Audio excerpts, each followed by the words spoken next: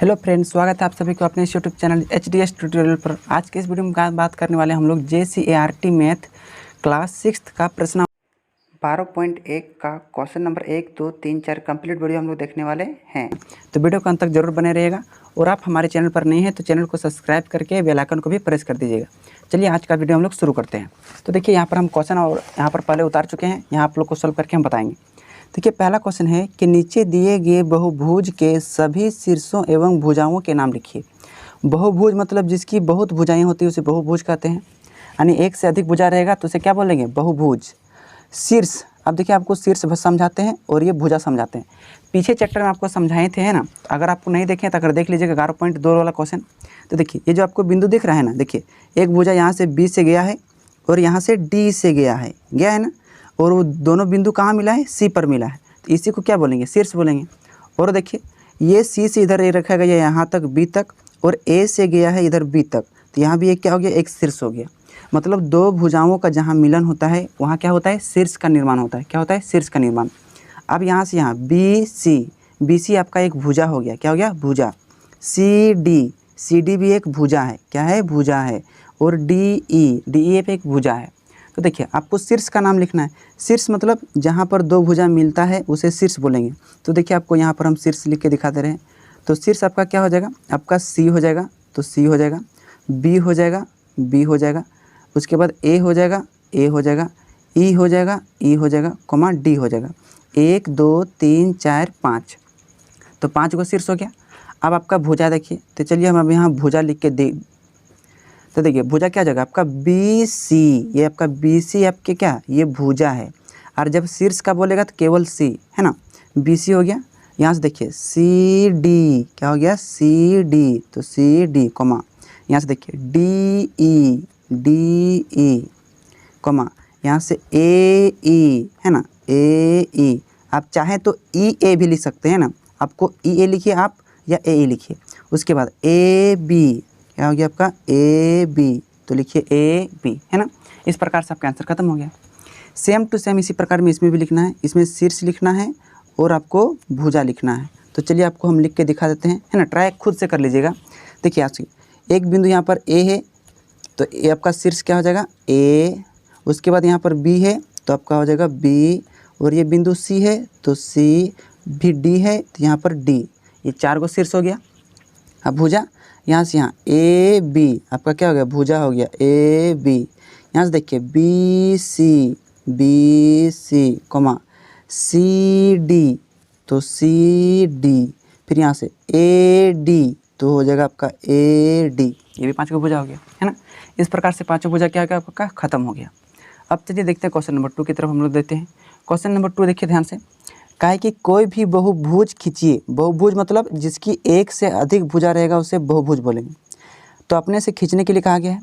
और उसके अभ्यंतर का मतलब उसके अंदर को छायांकित कीजिए। छायांकित मतलब होता है रांगिए, कीजिए, तथा अभ्यंतर और बाहर भाग में कोई बिंदु लेकर उसका नामांकन कीजिए। अभ्यंतर मतलब अंदर और बाहर मतलब बाहर भाग में। तो कोई भी बहुभुज खींचिए, है ना। कोई भी बहुभुज खींचिए, आप कुछ भी खींच सकते हैं, कुछ भी से कुछ भी खींच सकते हैं, अपने हिसाब से आप कुछ भी खींच सकते हैं। देखिए आप चाहे तो इसको भी खींच सकते हैं ना, ये भी क्या है? एक बहुभुज है।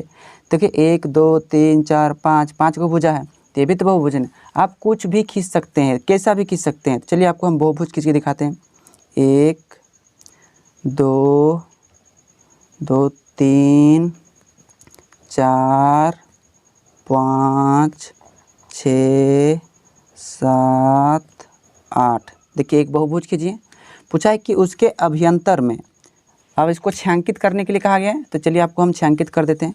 छायांकित का मतलब होता है रांगना। तो चलिए आप रांग दीजिए, है ना। रूल से, आप पेन से या कोई भी कलर का यूज कर सकते हैं आप, तो कोई भी कलर का यूज कीजिए। अब हम यहाँ रूल का प्रयोग कर रहे हैं तो आप भी रूल का प्रयोग कर सकते हैं, कोई दिक्कत नहीं है। तो देखिए इसको छायांकित कीजिए। उसके बाद कहा है कि अभ्यंतर तथा बाहर भाग में कोई बिंदु लेकर, अभ्यंतर मतलब अंदर और बाहर का मतलब बाहर, तो इसका बाहर कोई बिंदु ले सकते हैं और नाम अंकित कर सकते हैं। चलिए हम यहाँ भी अंकित कर सकते हैं। तो चलिए इसका हम नाम अंकित करते हैं बाहर भाग में। इस बाहर भाग का बिंदु देते हैं हम A, और इस बाहर भाग का बिंदु देते हैं B। उसके बाद इसके अंदर भाग में भी कोई नाम लेना है। चलिए इसके अंदर भाग का नाम देते हैं कोई C। हम कोई बिंदु लेने के लिए कहा गया था ना, कोई हम नाम अंकित कर दिए। बस बहुत सिंपल था, हम कर दें। पहले एक फिगर खींचेंगे, उसको रांगेंगे और बाहर और अंदर कोई बिंदु ले लेंगे, तो ले लिए, आपका आंसर हो गया। अब चलिए देखिए क्वेश्चन नंबर तीसरा की तरफ। ये भी बहुत इजी है। कहा है कि आकृति 1 और 2 और 3 को देखिए। आकृति 1, आकृति 2 और आकृति 3 है ना। तीनों आकृति को देखिए, उसके बाद एवं निम्न प्रश्नों का उत्तर दीजिए। प्रश्न मतलब आपको जो क्वेश्चन यहाँ पर दिया गया है आपको उत्तर देना है कारण के साथ, है ना। तो चलिए, कहा कि कौन सी आकृति बहुभुज है, जिसकी अधिक भुजाएं होती है उसे बहुभुज कहते हैं। तो देखिए इसमें 1 2 3 4, इसमें ढेर सारा बहुभुज है, तो आकृति 1 बहुभुज है। देखो इसमें तो कोई भुजा है नहीं, इसको गोल घुमाया गया है, तो ये बहुभुज होगा? नहीं होगा। इसके बाद 3 नंबर देखिए आकृति, इसमें भी एक रेखाखंड खींचा गया है, रेखा खींचा गया है, तो ये क्या हो जाएगा? बहुभुज हो जाएगा। जिसमें लाइन खींचा है वो बहुभुज होगा, और जिसमें गोल घुमाया गया है वो बहुभुज नहीं होगा।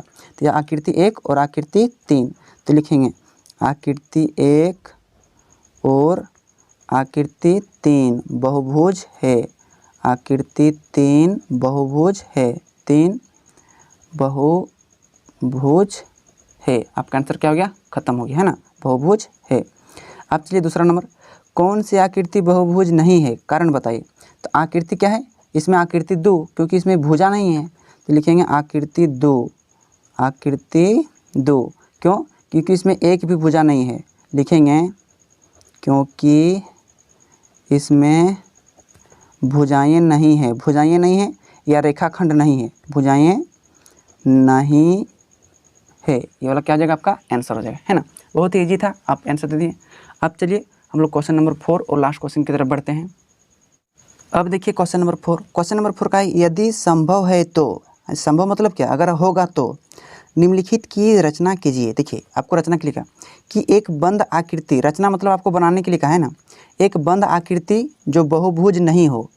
एक बंद आकृति होना चाहिए और बहुभुज नहीं होना चाहिए। तो देखिए बहुभुज कब होता है? जब उसको रेखा खींच के बनाते हैं। तो देखिए एक बंद आकृति हम बना देते हैं, एक बंद आकृति हो गया, ये बंद है। और ये क्या बहुभुज है? नहीं, क्योंकि जब रेखा ड्रॉ करके खींचेंगे, इस तरह से रेखा बना के खींचेंगे तब ये बहुभुज होगा, लेकिन गोल खींचेंगे तो बहुभुज नहीं होगा। तो बंद आकृति बहुभुज नहीं है ना। हो सके तो ये हो गया। अब देखिए दूसरा वाला। अब देखिए B number question. B number का है कि केवल रेखाखंड से बनी, मतलब उसमें रेखाखंड होना चाहिए, जो आकृति बहुभुज नहीं हो। कह रहा है कि रेखाखंड बनाइए, तो रेखाखंड बनाइए, और वो आकृति नहीं है, तो ऐसा तो कभी हो नहीं सकता। तो यह कभी संभव है? क्वेश्चन में क्या कहा था कि यदि संभव होगा तो बनाइए, नहीं होगा तो नहीं बनाइए। तो देखिए इसमें हम रेखाखंड तो खींच दें, लेकिन ये बहुभुज है। क्या है? बहुभुज है। लेकिन यहाँ कहा है कि संभव होगा तो, ये बहुभुज है तो पॉसिबल नहीं है। मतलब रेखाखंड खींचेंगे और बहुभुज नहीं बनेगा, पॉसिबल नहीं है, तो इसको हम नहीं बना सकते। तो इसको आप नहीं कीजिएगा, आपको समझाने के लिए हम कर दिए थे। अब देखिए सी नंबर क्वेश्चन। 2 भुजा वाला एक बहुभुज, 2 भुजा वाला, एक भुजा, बस 2 भुजा हो गया, है ना। तो 2 भुजा वाला क्या हो गया? बहुभुज हो गया, है ना। इस प्रकार से आपका क्या हो गया? क्वेश्चन नंबर 4 का सी नंबर आपका क्वेश्चन खत्म हो गया। तो उम्मीद करते हैं 12.1 का प्रश्न संख्या 1 से लेकर 4 तक आप इजी तरीके से समझ गए होंगे।